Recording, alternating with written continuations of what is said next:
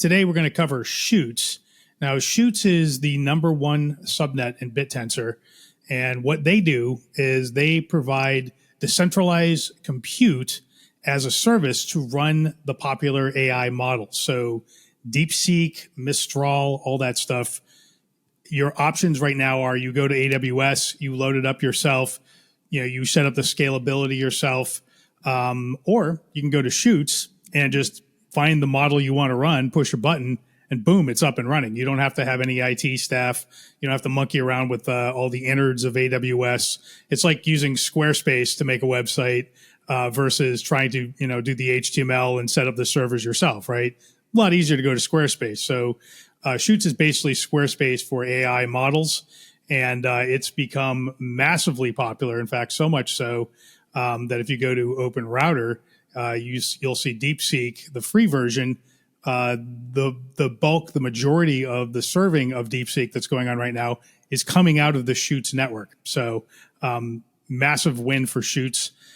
So the other sort of advantage to running a Chutes version of AI is that it costs 85% less than what you would pay elsewhere, which is absolutely mind-blowing, right? So you can pay 6 times more if you want, but if you'd like to pay less, use Chutes. It's a lot easier and it costs a lot less. Okay, so some of the use cases for Chutes include text to video, so pretty self-explanatory. Type something in and it makes a video based on what you typed in.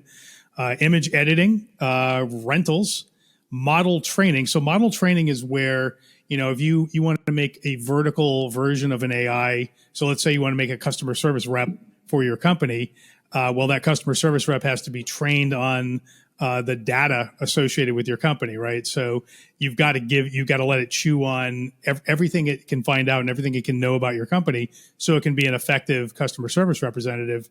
So you need to train the model up on the specific information of your company and make it an expert. So that's one of the things Chutes provides.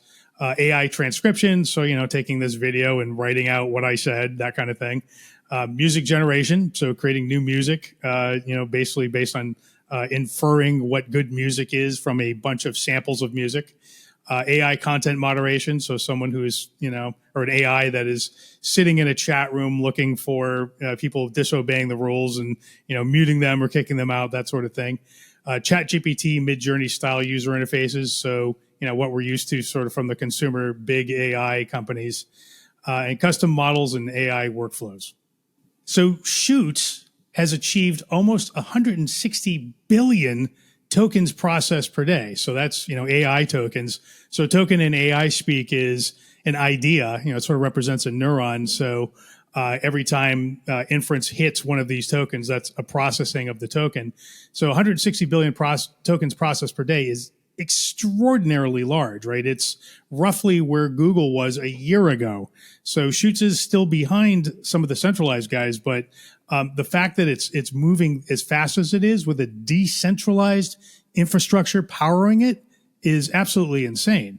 And in fact, the Chutes AI compute token demand has grown 250x since January, which is absolutely nuts, right? So now Chutes used to offer free AI, and then it started charging in TAO, TAO, the native token of the Bittensor ecosystem, a small amount, not a large amount, but a small amount.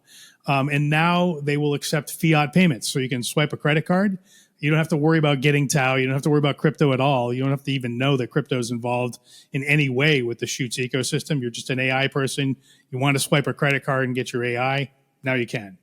Now, if you are a crypto person and you, in fact, you care about the Bittensor ecosystem, all the revenue that Chutes is generating, both fiat and in TAO, is going back to buy back their alpha token.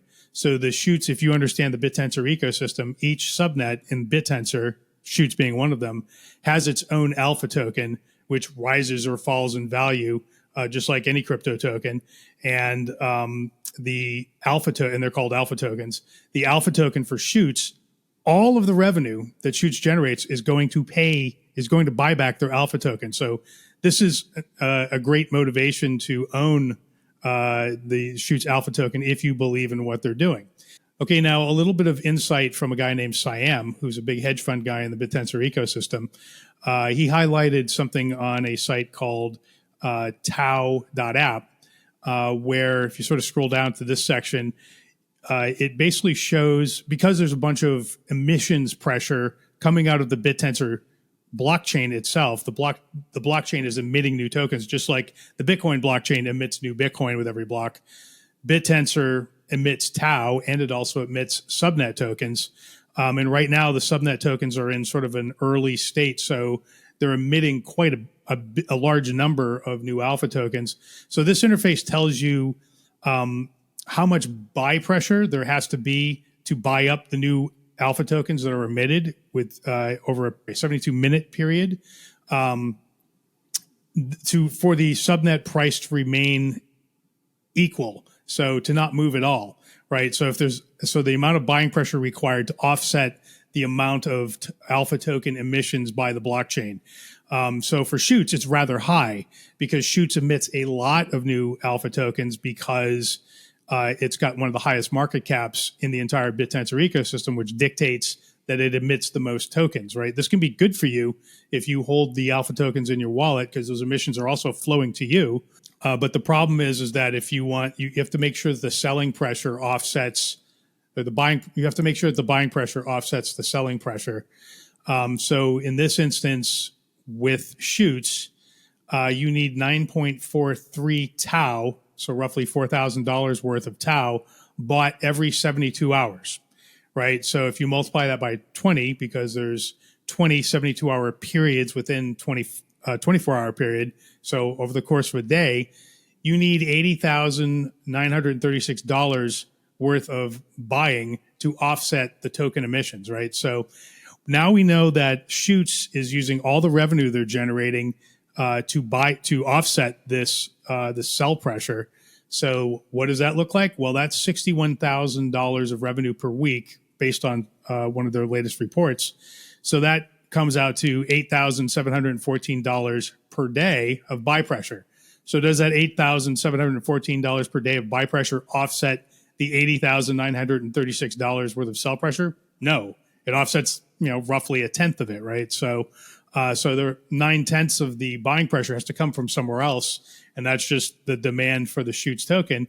Since it's the number one token in the Bittensor ecosystem, that we expect that will do very well. Over the last several weeks or so, it has not done well. There's been a lot more sell pressure than buy pressure, but it appears at this time to be sort of rounding out and coming off, bouncing off of a bottom.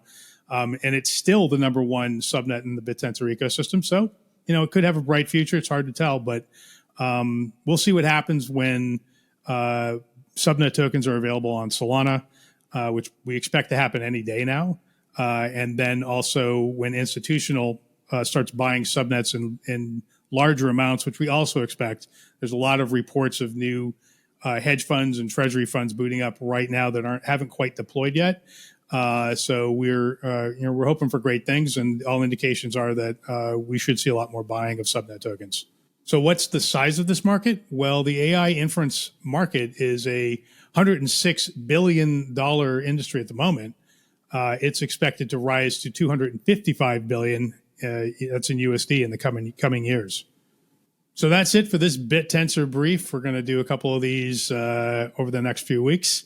I'm participating in the Bitcast network as a miner. So this is sort of an experiment to see how this goes. I'll report back once I know more.